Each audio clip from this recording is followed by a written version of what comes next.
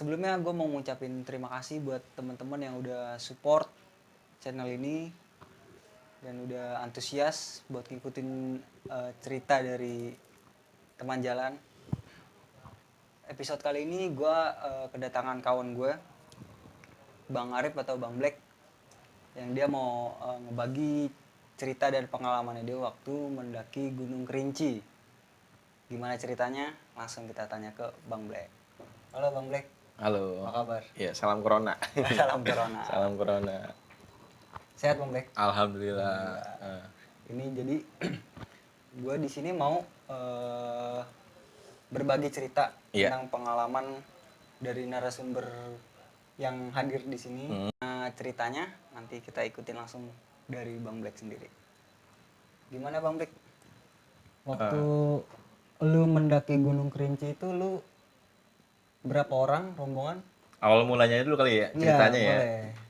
Awalnya tuh gue biasalah kalau malam minggu kan aku nongkrong tuh di coffee shop ngobrolin ya masalah perjalanan gunung, biasalah anak-anak. Nah di situ ada tuh temen gue namanya si Jack.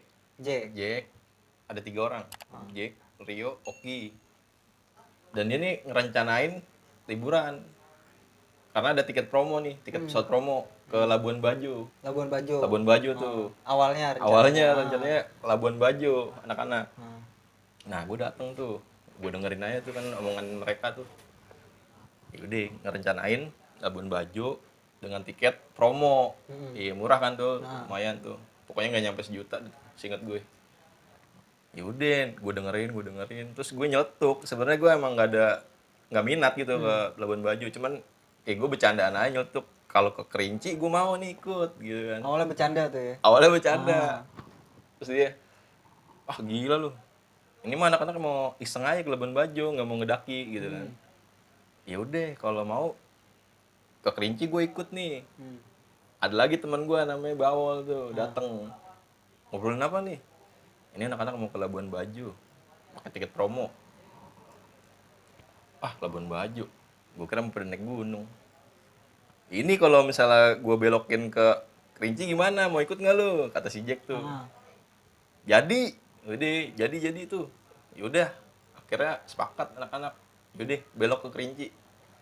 Bikin tuh grup WA buat tekmit kan. Bikin grup WA sambil nyari masa lagi nih. Itu kan gue baru berapa orang tuh? 5 orang ya. Gua, Jack, Rio, Oki, Bawol. Tambah lagi nih ngajak nih anak nih 2 orang nih, cewek 1, Maya sama Om Frank. Oh, ada ceweknya? Ada ceweknya 1. Nah itu awalnya si cewek itu dibujuknya ke Labuan Bajo. Tapi setelah beli tiket ternyata, kok ke belok ke Minangkabau nih. Katanya mau ke Labuan Bajo. Kagak, nggak jadi, belok ke Kerinci. Wah anjir, terus cewek tuh ngerasa kejebak tuh ya kan. Wah ini kejebak. Yaudahlah udah dibeli juga tiketnya. Dia akhirnya fix tuh di berapa orang ya? 7 orang. 1 lagi akhirnya ada teman gue pengen ikut juga. Yaudah gas. Akhirnya tuh personil 8 orang tuh. Yaudah ngebahas di grup WhatsApp. Akhirnya planningnya gimana nih? Mau gimana nih? Karena itu gue pesen tiket bulan September ya. Masih ada jeda sebulan kan tuh. Oktober nih kita buat latihan fisik. Yaudah gue dalam sebulan itu latihan fisik tuh buat Kerinci kan, prepare ke Kerinci. Karena gue yakin nih gunung nih ya lumayan tinggi kan. Ya tinggi lah, bisa dibilang tinggi. Yaudah gue akhirnya selama sebulan latihan sama anak-anak. Prepare fisik Iya. Karena gue gak mau sia-sia kan, udah jauh-jauh. Daripada nanti fisik lemah, gak bisa muncak, sayang-sayang. Karena emang faktor penunjang juga ya. Iya, itu udah menurut gue ya harus. Kalau kita mau naik gunung, prepare-nya latihan fisik tuh harus. Karena buat nanti kita di sana biar siap gitu. Kalau nggak latihan udah pasti capek lah. Drop juga. Fisik udah ya nggak terlatih kan. Kalau misalnya latihan fisik dulu aman tuh harusnya. Yaudah tuh pas udah mau hari H tuh bulan November ya. Seingat gue tuh pesawat tuh terbang ke Minangkabau tanggal 8 November 2018. Seingat gue. Yaudah tuh berangkat ke bandara jam subuh, pokoknya gue nyampe subuh. Pesawat terbang jam kalau nggak salah ya jam 9 tuh. Sampai sana tuh jam 10 udah nyampe. Nyampe Minangkabau ketemu tuh. Nah, dua temen gue ini udah duluan. Oh, udah Iya, duluan si dia. Rio sama Oki udah sehari di sana. Nungguin lu di Nungguin. bandara. Di bandara dia. Ngegembel lah, ngegembel di Ah. bandara. Buat minimalisir budget kan. Udah biasa lah anak-anak kayak gitu. Oh. Ya udah gue nyampe sono janjian sama gue pakai travelnya Mak Jus tuh. Kalau nggak salah namanya Bang Levi. Bang Levi. Iya, Bang Levi tuh udah siap jemput. Udah gue lanjut ke Kersiktua tuh, Jambi. Berapa jam, Bang? Perjalanan tuh 12 jam. 12 jam Iya, dari dari bandara. bandara menuju ke base camp Mak Jus itu, kaki Gunung Kerinci itu sekitar 12 jam. 12 jam. Iya, gue jalan. Trekking tuh jalan. Gue ngebreak di daerah Surian tuh jam 4 apa ya? Jam 4 sore. Jam 4 sore. Iya, makan. Dimakan, kelar. Udah tuh lanjut ke Makjus. Karena Makjus sampai Makjus tuh jam kalau nggak salah setengah 10 ya. Setengah 10 atau jam 9 gitu. Lupa gue. Udah malam juga. Iya, udah malam posisinya. Dan situ gue nggak langsung naik kan. Nggak boleh, karena memang pendakian Kerinci nggak disaranin buat jalan malam.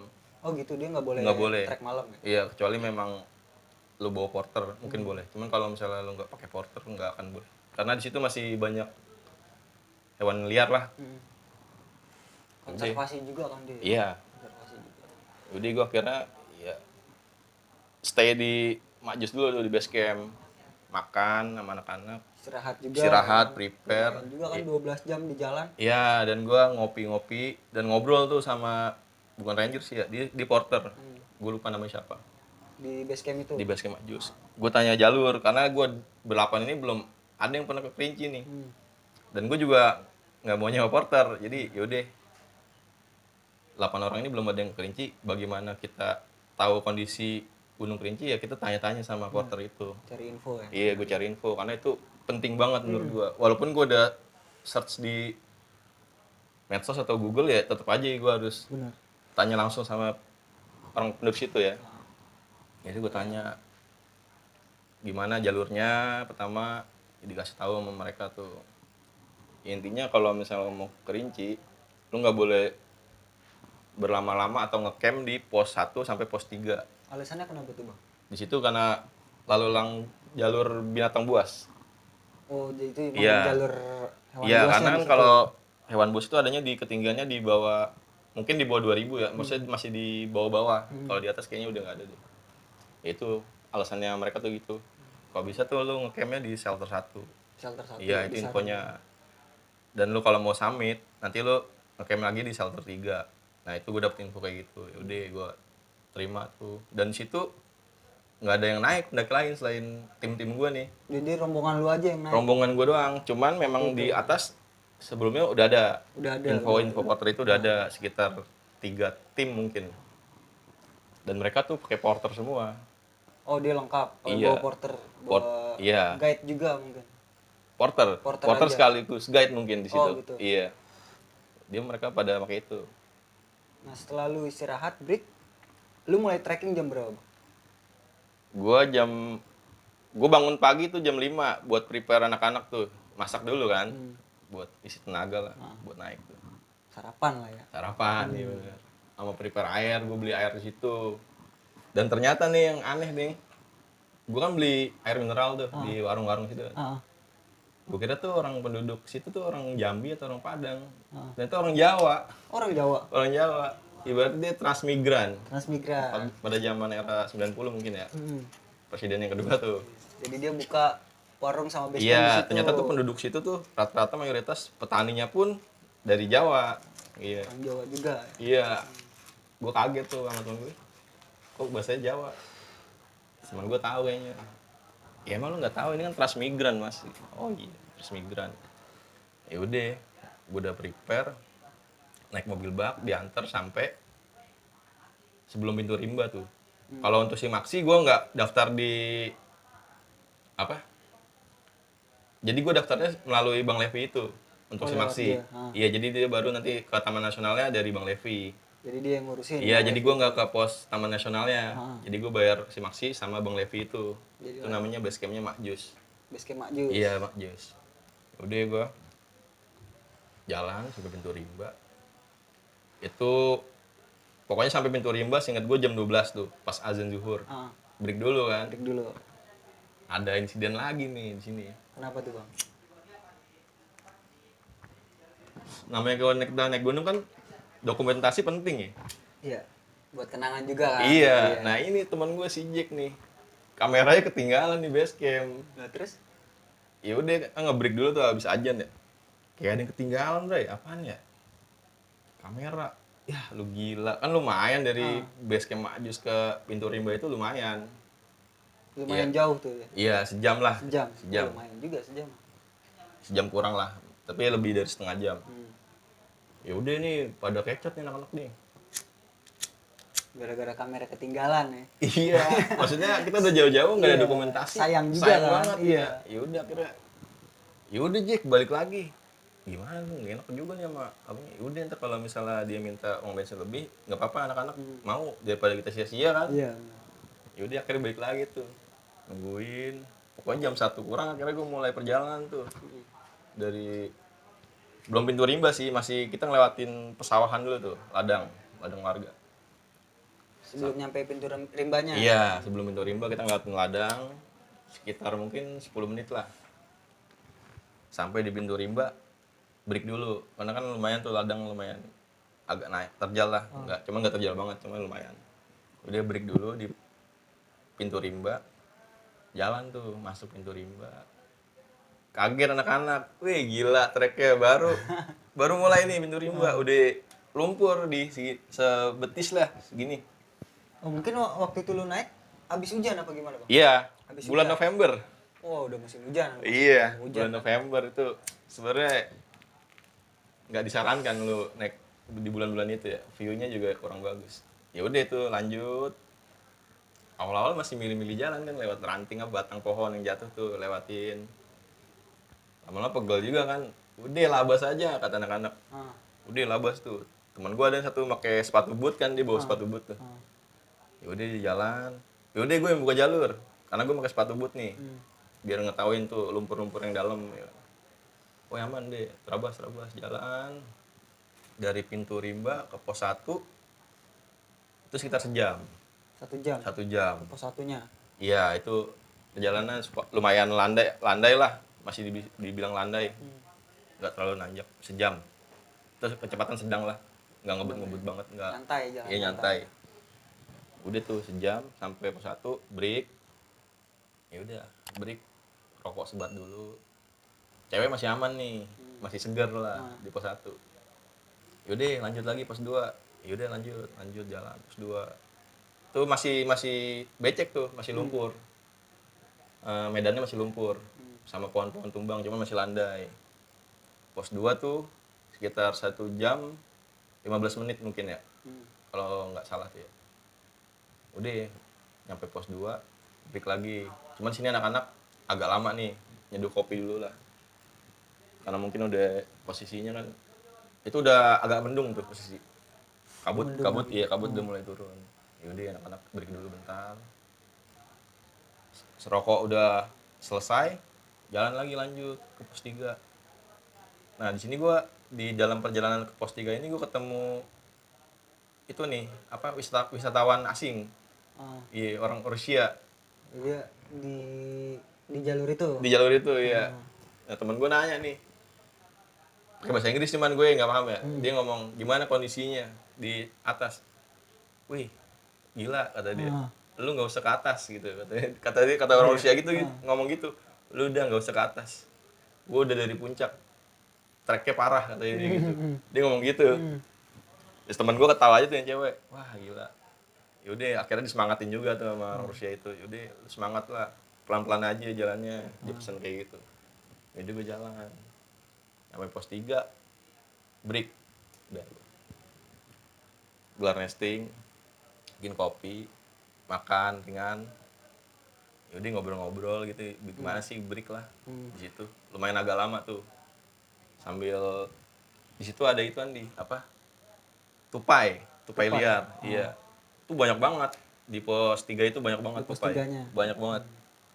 Jadi kalau menurut gue sih jangan dikasih makan ya, jadi naluri alaminya dia liarnya tuh jadi Instingnya dia. insting liarnya tuh berkurang dia Iya. kalau kita kasih makan. Ya udah gue bilang jangan dikasih makan men. Tapi tetap teman gue tetap dikasih. Dikasih. Iya tetap dikasih. Karena udah ngumpul banyak. Kayaknya udah terbiasa sama Iya. pendaki. Heeh. Jadi asal ada pendaki datang di pos 3 langsung keluar tuh tupai. Banyak lumayan banyak. Biasanya kan kalau di di hutan gitu kan kayak misalkan monyet kita kasih makan tuh dia Iya. instingnya jadi tiap ada pendaki tuh langsung ngejar carrier atau tas kita Iya, kan dia langsung diambak-ambak tuh tas langsung kita tuh. cari makanan. Iya. Ya kalau ini kan tupai nggak kayak kera kan. Kalau kera kayak gitu kan dia liar banget tuh. Bener. Itu jadi kebiasaan sebenarnya kalau untuk ngedaki ada hewan liar kita nggak usah ngasih Makanan. makanan. Ya gitu itu dampaknya insting liarnya tuh berkurang. Jadi dia ngandelin pendaki lewat samperin. Iya. Kayak gitu. Udah tuh. Perjalanan tuh sejam juga tuh, sekitar sejam juga Ke pos 3. ke pos 3. Pos 3.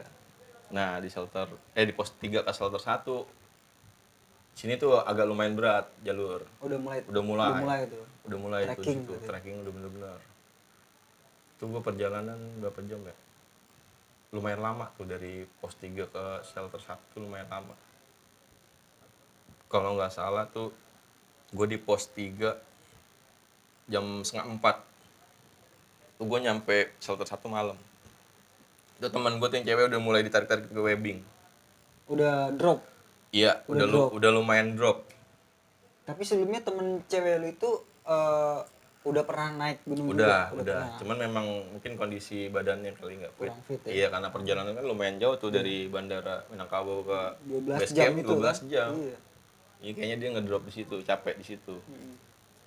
Udah gue naik terus nyampe shelter 1 tuh udah malam tuh. Yang pertama nyampe shelter 1 tuh emang gue di depan nih posisinya. Gue di posisi depan. Jadi yang cewek tuh di tengah. Ada sweeper gue di belakang satu. Gue emang sengaja kalau ngedaki emang pengennya duluan.